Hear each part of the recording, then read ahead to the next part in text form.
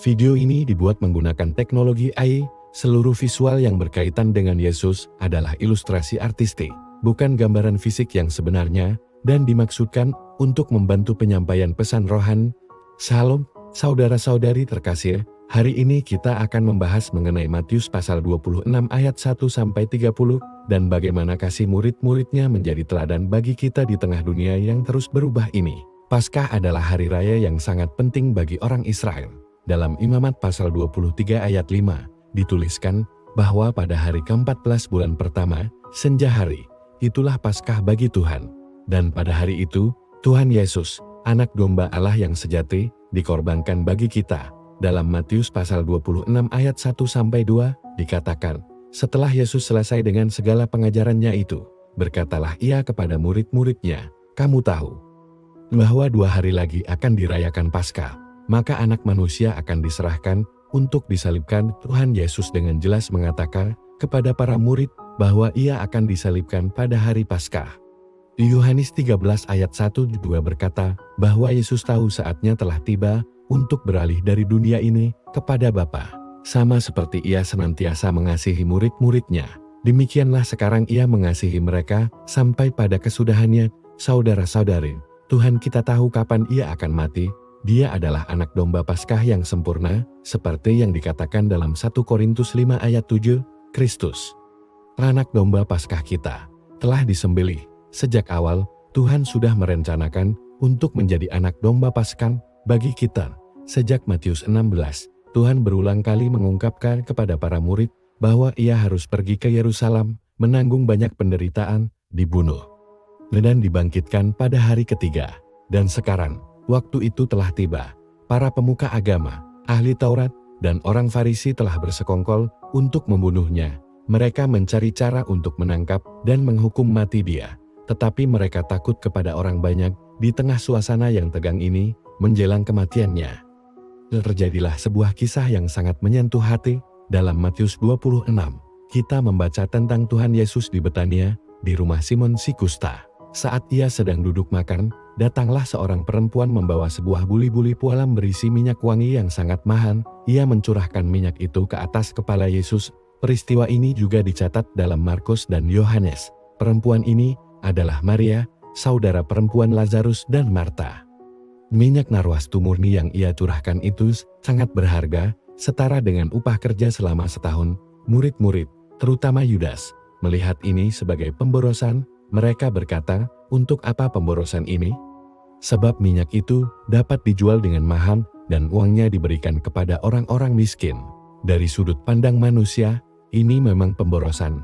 Tetapi dari sudut pandang Tuhan, ini adalah hal yang indah. Tuhan Yesus membela Maria dan berkata, mengapa kamu menyusahkan perempuan ini? Sebab ia telah melakukan suatu perbuatan yang baik padaku, karena orang-orang miskin selalu ada padamu. Tetapi aku tidak akan selalu bersama-sama kamu, sebab dengan mencurahkan minyak itu ke tubuhku, ia membuat suatu persiapan untuk penguburanku. Mengapa Maria melakukan hal ini? Karena ia mendapatkan wahyu dari Tuhan. Ia mengerti bahwa Tuhan Yesus akan segera mati dan dikuburkan. Ia tidak ingin kehilangan kesempatan untuk mengasihi Tuhan. Ia memberikan yang terbaik yang ia miliki, yang paling berharga baginya, untuk diurapkan kepada Tuhan. Kasihnya lahir dari wahyu. Ia menangkap momen yang paling krusial. Perbuatannya ini begitu berharga di mata Tuhan, sehingga Tuhan berkata, sesungguhnya di mana saja Injil ini diberitakan di seluruh dunia, apa yang dilakukannya ini akan disebut juga untuk mengingat dia. Kisah Maria ini memiliki kontras yang tajam dengan apa yang terjadi selanjutnya.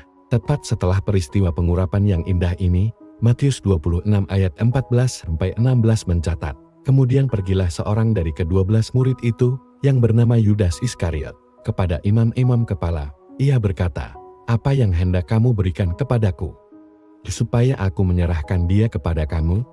Mereka membayar 30 uang perak kepadanya, dan mulai saat itu, ia mencari kesempatan yang baik untuk menyerahkan Yesus. Betapa tragisnya kontras ini. Maria memberikan hartanya yang paling berharga, karena kasih kepada Tuhan, sementara Yudas, salah satu dari 12 muridnya, menjual Tuhan demi 30 keping perak. 30 keping perak, menurut kitab Nabi Zaharia, adalah harga seorang budak. Yudas menukar Tuhan yang tak ternilai harganya dengan harga seorang budak. ia lebih mencintai uang daripada Tuhan. Ia tidak memiliki wahyu yang sama seperti Maria.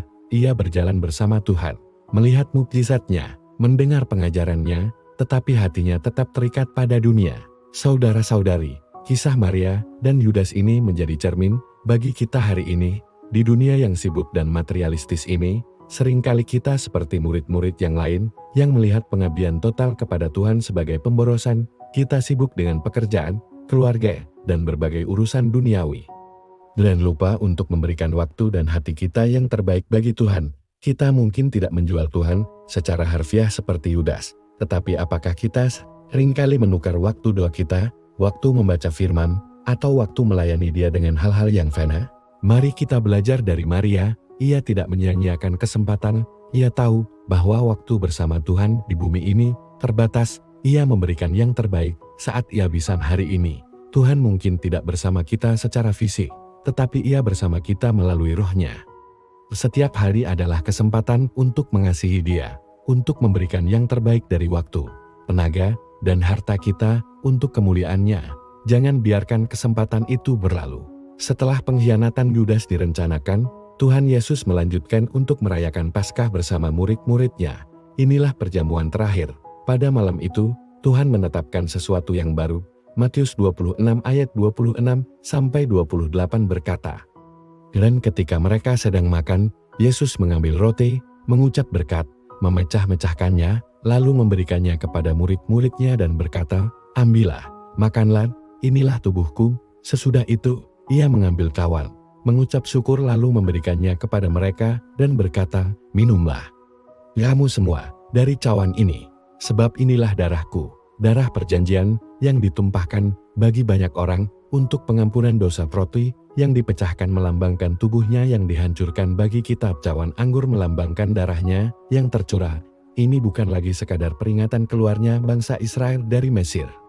Ini adalah penetapan perjanjian baru. Perjanjian yang lama membutuhkan darah hewan, tetapi perjanjian baru dimeteraikan dengan darah Kristus sendiri yang menghapus dosa kita sekali untuk selamanya. Seperti yang dikatakan dalam Ibrani 9 ayat 22, tanpa penumpahan darah tidak ada pengampunan.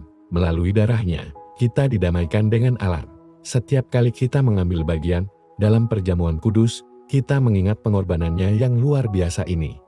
Kita memberitakan kematian Tuhan sampai Ia datang kembali. Ini adalah pengingat akan kasih-Nya yang tak terbatas dan dasar dari keselamatan kita.